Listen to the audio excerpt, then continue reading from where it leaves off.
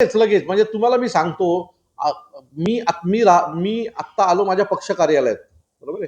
तिथनं मी 12:45ला निघालो. मला इथे यायला 1:10 लागली. म्हणजे 25 मिनिटं मला तिथून मी चालत गेलो तर 10 ते 15 मिनिटात माझ्या पक्ष कार्यालयात पोहोचलो. पण मला गाडीने यायला 25 मिनिटं लागली.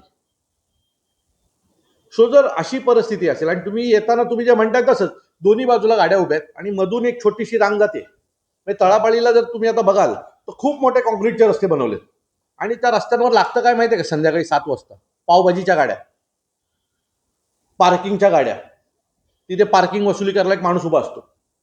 याच्यासाठी जर तुम्ही करोडो रुपयाचे रस्ते बनवणार असतील मग लखला पाहिजे सगळं ठाणेकरांसाठी. म्हणजे तुम्ही तळापाळीला सहज फिरा, सेंट जॉनच्या बाजूला असलेला रस्ता तिथे आत्ताही भेलपुरी पाणीपुरीच्या गाड्या लागल्या. म्हणजे मध्यंतरीच्या काळात तर अशा दोन्ही बाजूला गाड्या लागल्या होत्या. मी आयुक्तांना फोन केला, बोललो जर सर नाही केलं हे, तुम्ही जर नाही हटवलं तर मी कायदा हातात घेईन म्हणून. आता ते एका बाजूला आलंय. तर जर अशी परिस्थिती असेल, मोठ्या ठाण्यातल्या मुख्य रस्त्याची जर ही परिस्थिती असेल तर काय करणार तुम्ही आणि कोण लक्ष देणार या सगळ्यांवर? घोडबंदरचा सेवा रस्ता सुद्धा काढण्यात आलेला आहे, त्याच्या विरुद्ध सुद्धा एक जनआक्रोश जे आहे घोडबंदर वासियांमध्ये. मी तुम्हाला सांगतो, ही सगळी कामं जी निघतात ना ती टेंडर सेट करण्यासाठी निघतात. प्रचंड मोठ्या प्रमाणात ठाण्यात निधी आला. आता त्या निधीचं करायचं काय?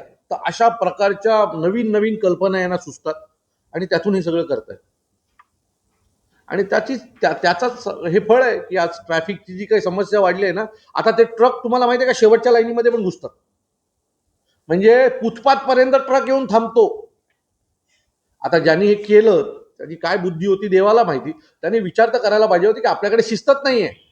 आता तो ट्रक जातो डायरेक्ट त्या, जर ते रस्त्याचा कॉर्नर असेल ना तर त्याच्या फुटपाथला जाऊन चिटकतो, इथपर्यंत जातो.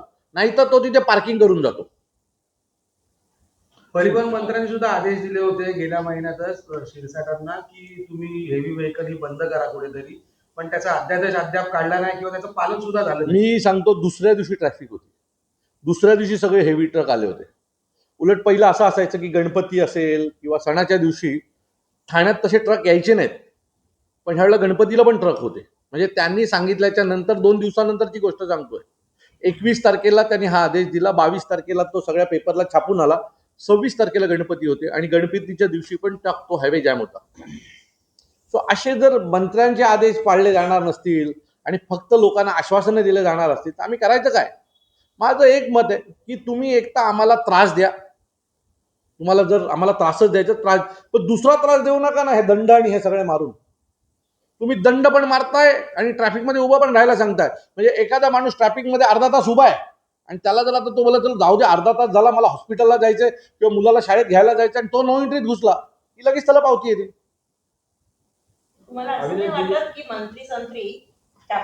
या सगळ्यावरचा विश्वास उडलेला आहे. मागील 10 वर्ष आश्वासनच ऐकतोय, उपाय काहीच नाही मिळालाय. म्हणजे आमचं मत नाहीये की तुम्ही 4 दिवसात ब्रिज बांधावा, पण 10 वर्ष पण काम होत नसेल तर ते पण दुर्भाग्याची गोष्ट आहे ना. चलो ठीक आहे, बोलले असतील. कारण आत्ता घोडबंद, आत्ता जर तुम्ही ज्युपिटर हॉस्पिटलच्या ब्रिजच्या खाली गेलात तर तिथे 4 लेनचे ट्रॅफिक हेवी ट्रक लागलेले आहेत. आणि आत्ताच म्हणजे आम्ही आत्ताची गोष्ट करतोय, काही वेळापूर्वी 5-10-15 मिनिटापूर्वीची गोष्ट आहे की आत्ता देखील तिथे हेवी ट्रक उभे आहेत. सो जर माननीय उपमुख्यमंत्र्यांचा जर तुम्ही आदेश पाळणार नसाल तर आदेश पाळणार कोणाचा मग? सरकार प्रशासन चालवते की राजकीय नेते चालवत आहेत हेच कळत नाहीये. याच्या आधी देखील अशाच प्रकारचे आदेश परिवहन मंत्र्यांनी दिले होते की डिसेंबरपर्यंत ठाण्यामध्ये हेवी ट्रकला बंदी. दुसऱ्या दिवशी देखील हेवी ट्रक चालू होते. काल माननीय उपमुख्यमंत्र्यांनी हा आदेश दिलेला आहे, त्याच्यानंतर पण ते चालू आहे. सो मला कळत नाहीये की नक्की सरकार प्रशासन चालवत आहे, अधिकारी चालवत आहेत की राजकीय नेते चालवत आहेत. एकीकडे असं पण म्हटलं जात आहे की जर हे वेळा पाळल्या गेल्या नाही तर अधिकाऱ्यांवरती कारवाई केली जाईल. मग मी तेच सांगतो, आज कारवाई करा. कारण आज चालू आहे. आता मी पाहिलं तर त्याचे फुटेज आणि फोटो देतो तुम्हाला. आदेशच पाळला जात नाहीये ना. मग आज सकाळचं आहे, याच्यात 1-2 अधिकारी सस्पेंड झाले पाहिजेत. बघूया होतात का. मागील अनेक दिवसांपासून ही वाहतूक कोंडीचा सामना ठाणेकर करतोय, जास्त करून अनेक वर्षापासून. घोडबंदरवासियांनी तर रस्त्यावर उतरून याबाबत आंदोलन देखील छेडलेलं आहे. आता मनसे ठाणेकरांना घेऊन एक जनाक्रोश मोर्चा काढणार आहे. माझं मत आहे की आम्ही ट्रॅफिक मार्च काढतोय आणि तो आमचा उद्देश आहे की संपूर्ण ठाण्याचं लक्ष त्या ट्रॅफिक या विषयावर केंद्रित करण्यासाठी करतोय. आम्हाला माहिती आहे की आमच्या मोर्चाने काही लगेच क्रांती होणार नाही आहे, परंतु ज्या ठाणेकरांना रोज ह्या त्रासातनं जावं लागतं, मी तुम्हाला खरं सांगतो, मला दिवसात 10 लोक मिळाली ठाण्यातली तर 8 जण ट्रॅफिकवर बोलतात. आणि हा जर आक्रोश असेल तर तो सर्वसामान्य माणसाचा आक्रोश आहे. मी बोलतो कारण मला सन्माननीय राजसाहेबांनी आवाज दिलाय बोलायला, बरोबर आहे. ह्या लोकांकडे बोलायला आवाज नाही आहे, त्यामुळे त्यांचा आवाज म्हणून मी ठाणेकरांसमोर जाणार आणि आज ना उद्या ठाण्याला ठाण्याच्या ट्रॅफिकच्या विळख्यातनं बाहेर काढणार. तर आज उपमुख्यमंत्री रस्त्यांची दुरावस्था असेल तर असं सीसीटीव्ही जाळे जे आहेत ते लक्ष केलं आहे. सीसीटीव्हीच्या द्वारे लक्ष नाही, सीसीटीव्हीच्या द्वारे वसुली केली जाणार आहे. कारण तो काम वसुलीचाच आहे. तुम्ही सिग्नल तोडलात तर दंड, तुम्ही झेब्रा क्रॉसिंग क्रॉस केली तर दंड, तुम्ही हेल्मेट नाही घातलात तर दंड, तुम्ही अजून काय केलं तर दंड, बरोबर आहे, मान्य. शिस्त लावायला या गोष्टी झाल्या पाहिजेत. मग जे हेवी ट्रक येतात ते एकावर एक असे 4 ट्रक लाईनीत उभे राहतात, त्यांच्यावर का नाही दंडात्मक कारवाई होत? तिथे का नाही नियमांचं पालन होत? सरकार का नाही स्वतः नियमांचं पालन करत? सगळ्या नियमांचं पालन आम्हीच करायचं का? सरकारने आम्हाला चांगले रस्ते दिले पाहिजेत, पार्किंगसाठी जागा दिली पाहिजे, सरकारने आम्हाला ट्रॅफिक मुक्त रस्ते दिले पाहिजेत. या सरकारच्या जबाबदाऱ्या आहेत. ते नियम का नाही ते पाळत, की फक्त नियम आम्हीच पाळायचे? तर असं याच्या पुढे होणार नाही. रस्त्याच्या बाजूला पण मोठे मोठे ट्रक पार्किंग केले, त्यांना काय दंड दिले जात नाही, पण नागरिकांना का? और सर्व्हिस रोड होते, ते सर्व्हिस रोड या लोकांनी काढून टाकले, बरोबर आहे. आता ट्रक जाऊन त्या सर्व्हिस रोडच्या रस्त्यावर जाऊन उभे राहतात. किमान पहिलं असं होतं की एखादी ॲम्ब्युलन्स त्या ट्रॅफिकमध्ये अटकली तर ती सर्व्हिस रोडने निघून जायची. आज ती देखील उपाययोजना बंद झाली. म्हणजे एखाद्याला हॉस्पिटलला जायचं किंवा कुठे जायचं तर किमान तो गाडी सर्व्हिस रोडला टाकायचा आणि सर्व्हिस रोडनी निघून जायचं. आता काय झालंय की तो सर्व्हिस रोड काढल्यामुळे ट्रक अख्खेच्या अख्खी मोठी लाईन लावतात.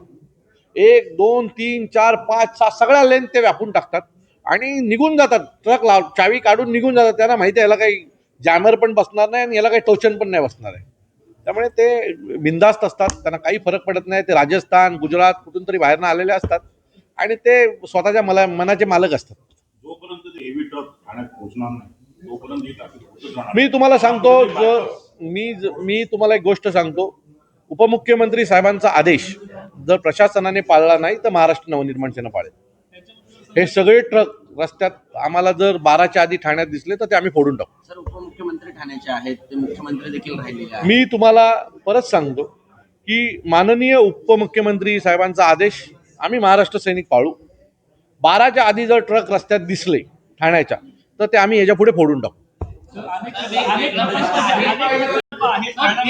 प्रश्न आहे संपूर्ण वाहतूक कोंडीच्या वरती तुम्ही जसं मनसे आंदोलन करतो त्याचप्रमाणे आमदार संजय केळकर यांनी थेट मुख्यमंत्र्यांना पत्र लिहिल्याचं समजलंय. बघा, ते संजय केळकर साहेब त्यांच्या पद्धतीने आंदोलन करतात, आम्ही आमच्या पद्धतीने आंदोलन करतो. त्यांनी घेतलेल्या कुठल्याच आंदोलनाला आजपर्यंत यश आलेलं नाहीये. त्यामुळे आम्हाला लोकांना दाखवण्यासाठी आंदोलन करायचं नाही आहे, आम्हाला लोकांना काम करण्यासाठी आंदोलनं करायची, ते आम्ही करू. जो माननीय उपमुख्यमंत्री साहेब यांच्या विधानसभेतला सॅटिस आज 3.5-4 वर्ष झाले चालू आहे. परवाच्या दिवशी तिथलीही लोक कंटाळले, ती माझ्याकडे आली होती की अरे हा पूर्ण कधी होणार. म्हणजे 18 महिन्याचा पिरियड होता, आज 3.5-4 वर्ष झाली तो पूर्ण होत नाहीये.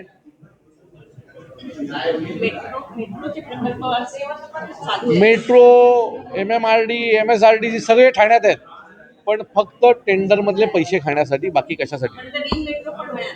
सगळं होईल पण आपण वरती गेल्यावर पुढच्या पिढीसाठी, आपल्यासाठी काय नाही आपलं.